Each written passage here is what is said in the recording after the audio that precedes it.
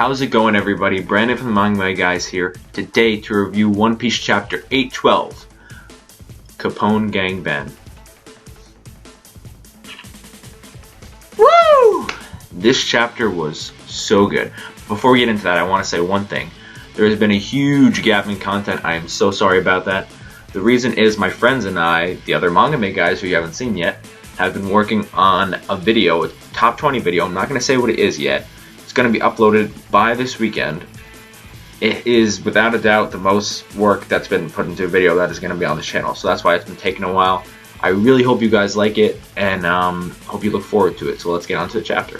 One other thing, I'm going to start rating the chapters and episodes that I review, so here is the rating system that I'm going to be using.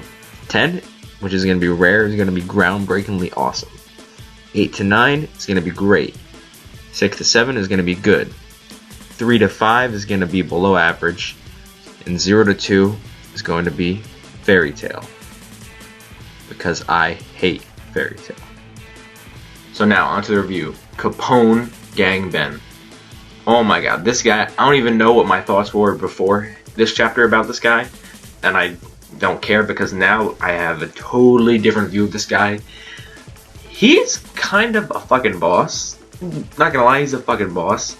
When I first heard that he joined Big Mom's crew, I thought, okay, Supernova that joined Big Mom, that joined one of the Yonkos, he's like kind of wimpy, can't really stand on his own, not really like a leader type of guy, but no, this chapter fucking shut that idea down. Oh my god, this guy is a badass. Found out the reason why Wanda is wearing Nami's clothes is because it's a tradition to switch clothes with newcomers on the island. I don't know why. So Nami gets this dress that is apparently a national treasure, and Wanda gets Nami's clothes.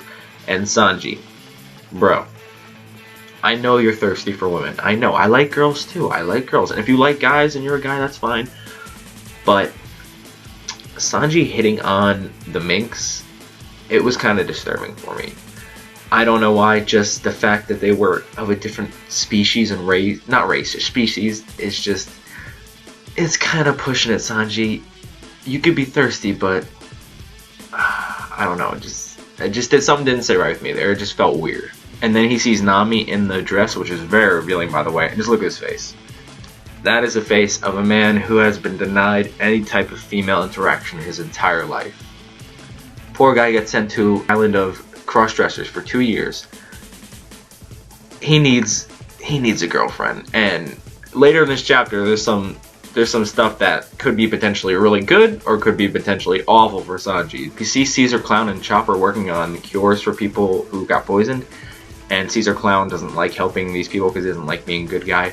But we see Chopper like being hard on Caesar, which I completely understand. He's an awful person. He kidnaps children and experiments on them.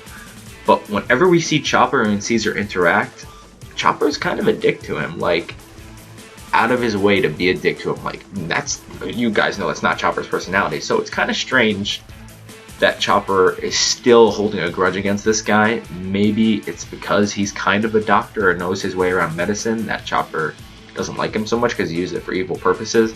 But it just seems kind of weird that Chopper is acting uncharacteristically mean to Caesar. I don't know, it feels weird. Peckham's and Capone show up to the island of Zoe. As we found out last time, it's Peckham's home, and he's crying tears because he saw the town. It was totally destroyed, so he thought everyone was dead. But then he finds out that his family and his friends are still alive, and he's crying happy, and he's willing to thank the Straw Hats for everything they did.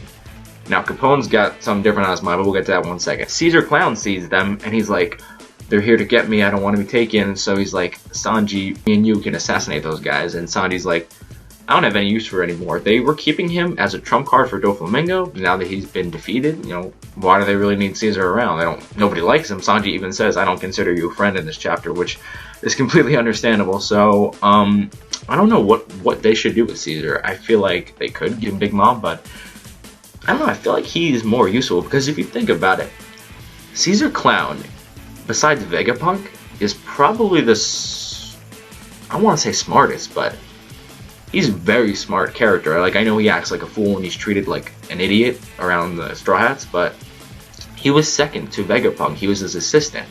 And Vegapunk works for the Marines, as we know, so he's kind of like the Vegapunk for pirates. Kaido, he was working for Kaido and Doflamingo. Big Mom wants him. I wouldn't be surprised if he's a very high valued asset in the pirate community in the New World. And Caesar fucked Big Mom over. He was paid some money by her to test some experiments. They didn't bear any fruit. He took the money, he dipped.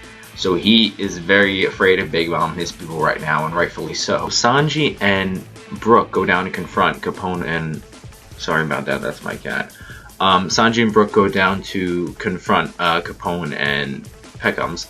I find it very nice that the crew is getting split up and each character is having to represent the Straw Hat crew without Luffy. I like that a lot. It's very, very nice feeling. Peckham says that they had two goals coming to this island. Retrieve Caesar for Big Mom, and to do something that potentially separates the Straw Hat crew, which we find out later. He says he is so grateful to Sanji and the Straw Hats that he's willing to overlook the second part and just take Caesar as a thank you for them saving the island from Jack and everything.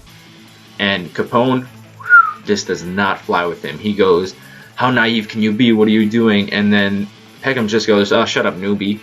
So Capone fucking backstabs him. Bam. He doesn't shoot him. He has, we found out in this chapter he has a castle devil fruit. He ate the castle fruit, so his body is a castle. So he goes like this, and somebody inside his hand goes out and shoots Peckham's in the back. Which I didn't think Capone was that strong, and I still don't think he himself is that strong, but he got Peckham's by surprise, and he's down. He fucking took control of the situation. Oh my god. Capone releases a lot of men from inside of him to surround Sanji and Brook and everybody, and they're taken completely by surprise. Nami and Chopper are also captured by Capone's men. They were also taken by surprise, so Capone seems like not the fighter type himself. He has people who fight for him, and he seems like his power is very useful, obviously, for assassination, like sneaking around.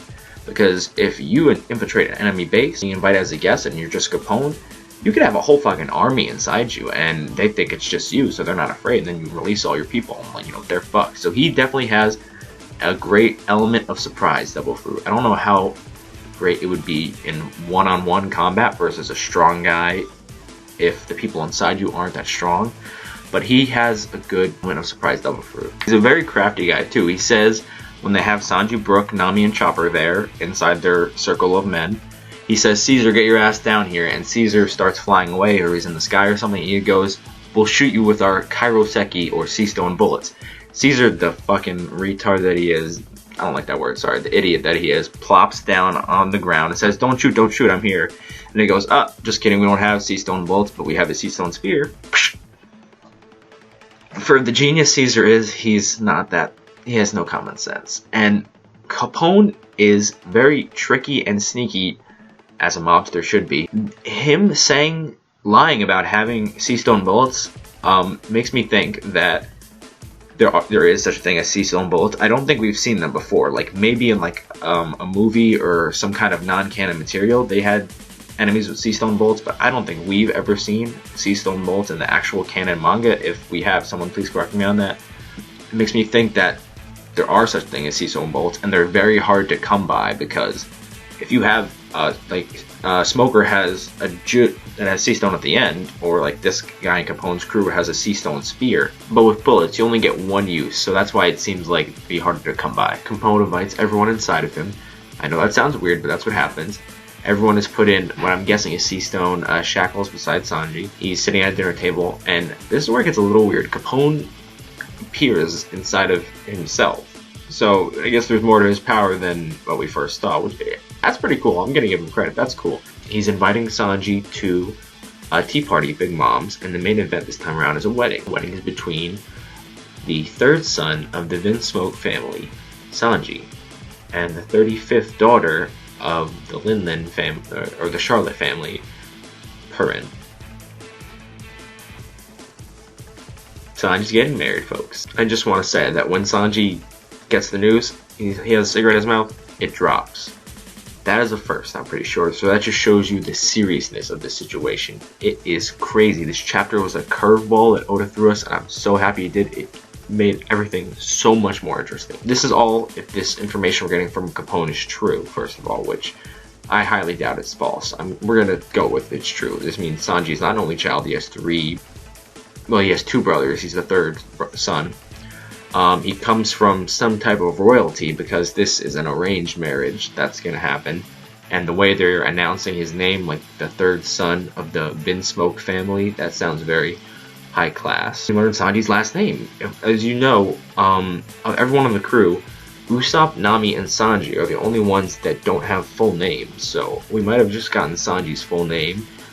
Sanji, or would it be Vinsmoke Sanji? Or Sanji Vinsmoke?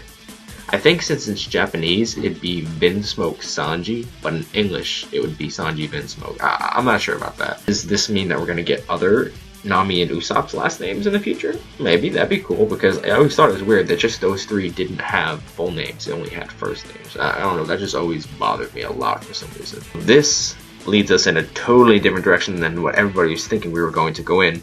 Doesn't seem like we're going to Wano Country or Kano Kuni, or doesn't seem like we're going to be dealing with Kaido in the future.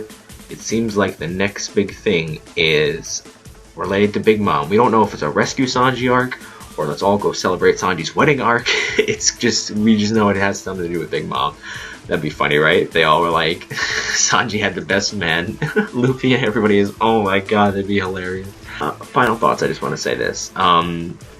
The bride of Big Mom, I don't think it's Lola, because some people speculated that Lola is Big Mom's daughter. She could be. Apparently she has 35 fucking children, oh my god. Which means that someone has had to have sex with this giant, scary woman. And it could possibly be the same guy, or it could possibly be different men. Oh my god, that's a little disturbing.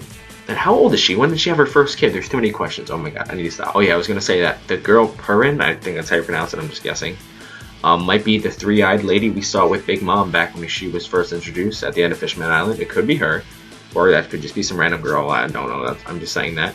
And I'm hoping to God that Sanji does not marry this woman, which I'm guessing he's probably not. But if he does, please be pretty. Sanji's been through enough. He deserves a pretty woman. Please, Oda, stop trolling Sanji. This chapter is going to get an 8 out of 10. Great chapter of One Piece. So pumped for this whole year of Sanji and this whole arc that this chapter is setting up. I can't wait for next week. Stay tuned for this weekend for that video, guys. Brandon from Long May, guys. See you later.